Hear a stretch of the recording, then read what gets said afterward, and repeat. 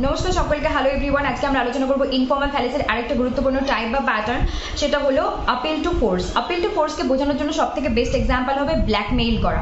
তো আমরা অনেক সময় ছোটবেলায় বন্ধু বান্ধব ভাই বোনের মধ্যে অনেক সময় ব্ল্যাকমেইল করে থাকি, তুই যেন আমাকে এই জিনিসটা না দিস না, তাহলে তোর কথা কিন্তু আমি বাড়িতে বলে দেবো। তো এগুলো বাচ্চাদের দুষ্টুমির মধ্যে, একটা খেলাধুলোর মধ্যেই পড়ে। কিন্তু সিরিয়াস যদি এক্সাম্পল দিই, যে কীরকম কোনো রকম কোনো প্রাইভেট সেক্টর বলুন বা কোনো একটা ক্লাস বলুন, সেখানে হচ্ছে কি যে একজন হয়তো একটা কাজ করতে বলছেন, যাকে বলছেন সে হয়তো একদম রাজি হচ্ছেন না সেই কাজটা করার জন্য, কিন্তু যে বলছেন তার হাতে হয়তো ক্ষমতা আছে যদি সেই কাজটা না করে তার একটা ক্ষতি করে দেওয়ার। মানে সাপোজ বলছে, তুমি যদি আমাকে এই কাজটা অমুক দিনের মধ্যে করে না দাও, তাহলে তোমার যে অ্যাটেন্ডেন্স আছে না, আমি খাতা থেকে কেটে দেবো। কারণ ওনার সেই হাতে পাওয়ারটা আছে অ্যাটেন্ডেন্স কেটে দেওয়ার। আর অ্যাটেন্ডেন্স কেটে দিলে আমরা জানি কাজের ক্ষেত্রে অ্যাটেন্ডেন্স বা ক্লাসের ক্ষেত্রে অ্যাটেন্ডেন্স কেটে দিলে আমরা মার্কস কম পাই, স্যালারি কম পাই।